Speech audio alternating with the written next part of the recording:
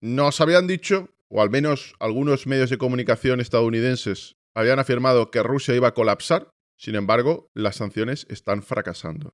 ¿Por qué no están funcionando las sanciones a Rusia? Empezamos por aquí. La primera imagen, el primer gráfico que tengo preparado para hoy, que es el crecimiento económico de Rusia. Se ha mantenido mejor de lo esperado. Esto es la fuente, es de Bloomberg, vía Business Insider. El crecimiento en Rusia se sitúa en el menos 4%. Rusia en el, creo que es el segundo cuarto, sí, el segundo cuarto. Vamos a ver a lo que puede ocurrir teniendo en cuenta los PMI. Los PMI, los indicadores, el Purchasing Manager Index, en el fondo son una serie de encuestas que acaban previendo. Si están por encima del 50%, es bastante probable que venga una expansión económica. Si están por debajo del 50%, es probable que haya contracción. Es decir, que la economía reduzca su tamaño. Estos son los PMI de Rusia. Aquí podéis ver la invasión. En el momento en que se invade Ucrania, el PMI de Rusia estaba en el 50,8, estaba ligeramente creciendo la economía, podríamos decir. Sin embargo, el PMI se va a 37 en marzo, 44 abril, 48 mayo. Pero claro, en junio ha vuelto al 50,4 y en julio está en el 52,2. Y nos podemos preguntar, ¿cómo es posible que Rusia, con todas las enormes sanciones, tenga crecimiento económico? Tendríamos que entender que Rusia es un país altamente dependiente. En la práctica, 3 de cada 4 dólares que le llegan a la economía vía exportaciones son de materias primas. Muchas de ellas materias primas energéticas, otras materias primas cuasi imprescindibles, diferentes metales, etc. Pues vamos a ver primero el petróleo. La caída existe, pero la caída es menor de lo que se anticipaba por la enorme recuperación o aumento de las exportaciones a la India. Es cierto que se exporta mucho más a la India, pero a India se sospecha, hay sospechas muy fundadas, incluso filtradas por los propios indios, de que están comprando el petróleo entre un 20 y un 25% más barato que lo que se ofrece en mercado. Este es el petróleo Brent. Está a $100. Está a $100, aunque le aplica un 20% a la India, continúa teniendo un precio mayor que el precio que hubo entre mediados de 2019 y 2022. Y ahora vamos a ver, si os parece bien, el gas. Europa ha dejado de comprar prácticamente la mitad del gas a Rusia. Rusia está exportando un 40% menos de gas a Europa que antes. Un 40% menos de gas. Pero claro, hay que ver los precios. Lo normal es que en estos momentos del año estuviera pagando 42, 45 estaba pagando el año pasado. ¿A cuál es el precio de agosto, finales de agosto de este año? Son 329. Vale, han caído mis ventas casi a la mitad, un 40%, pero el precio se ha multiplicado por 6. No sé, decime, ¿está ingresando menos dinero Rusia? Vamos a verlo. Rusia ve un incremento del 38% en sus ganancias por exportaciones de energía. Rusia se espera que ingrese 337,5 billones, es decir, miles de millones o millardos, 337.000 millones por exportaciones energéticas. Podemos ver cómo el siguiente trimestre la economía rusa, cuando acabe agosto, vea que está en expansión. La fórmula del PIB, el Producto Interior Bruto, es consumo privado más gasto público más inversión más exportaciones netas, es decir, exportaciones menos importaciones. Que alguien me corrija. Exportaciones han aumentado porque el precio del gas está disparado, aunque el petróleo esté exportando menos. También ha aumentado el precio del petróleo respecto a la media del año pasado. Y el resto, el consumo privado, el gasto público y la inversión, buena parte de ello depende de los ingresos por parte del Estado de materias primas. No sé. Si esto es así, si mi teoría es cierta, lo que deberíamos de ver es que la balanza por cuenta corriente, la balanza comercial rusa, debería ser muy positiva.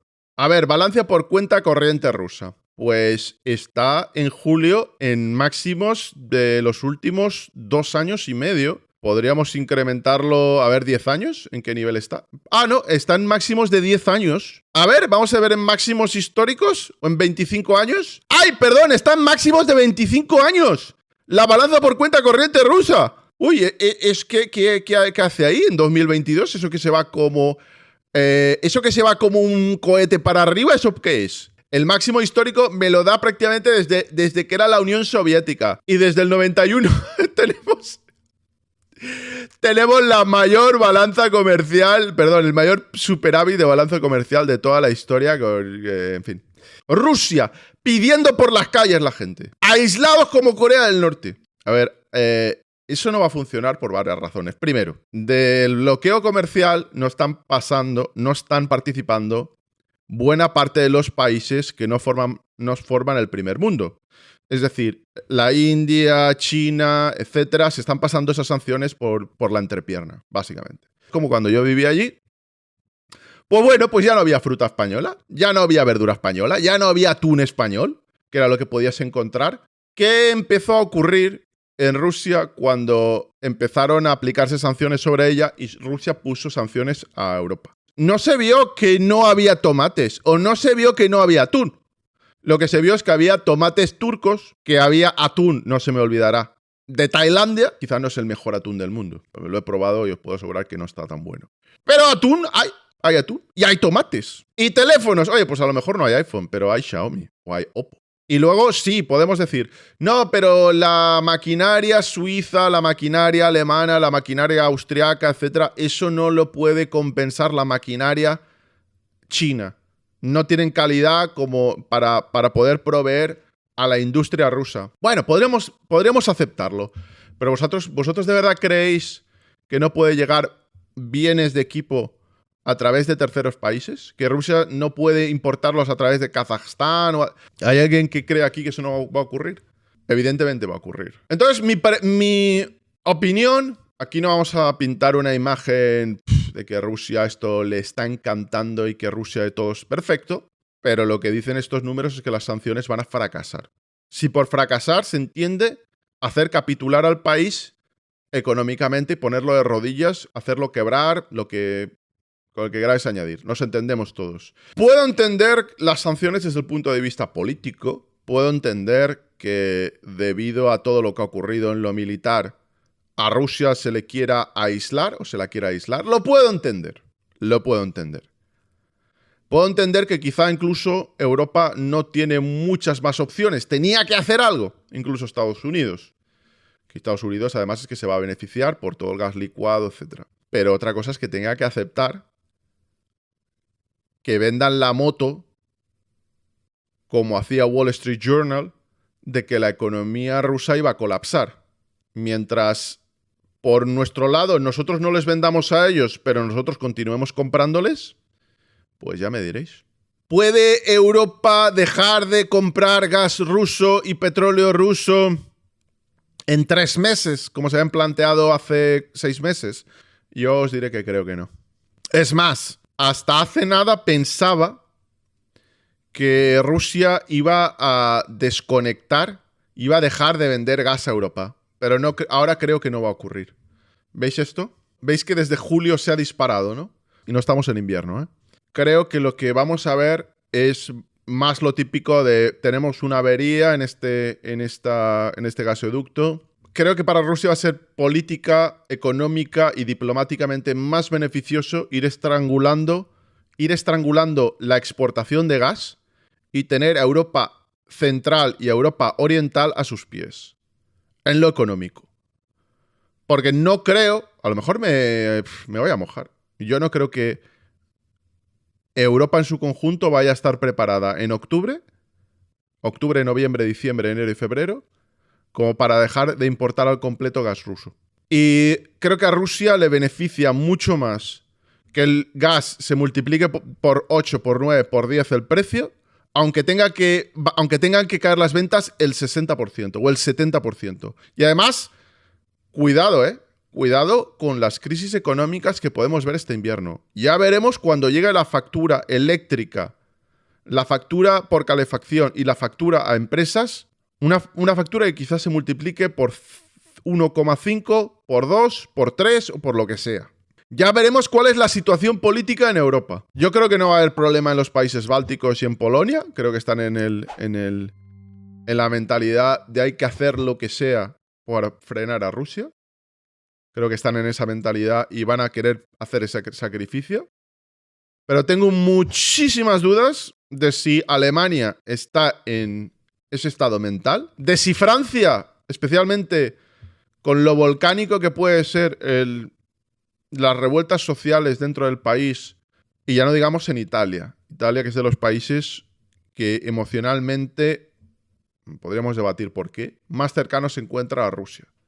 Y sospecho que eso tiene algo que ver con que se haya permitido, se haya querido, se haya buscado que Argelia vire la política de exportación de su gas a Italia. Porque tengo la sospecha, no tengo pruebas, pero tengo la sospecha de que el factor energético Italia-Argelia ha sido fundamental. Y quizá a lo mejor se ha querido sacar de la ecuación a España, y España, a través de Pedro Sánchez, ha dicho sí, mi teniente, sí. Todo esto apunta a que probablemente Rusia y China van a incrementar poco a poco sus lazos comerciales. También Rusia y la India. También Rusia y Vietnam. Va a haber diferentes países que van a pivotar a exportar a Rusia lo que Europa va a dejar de exportar.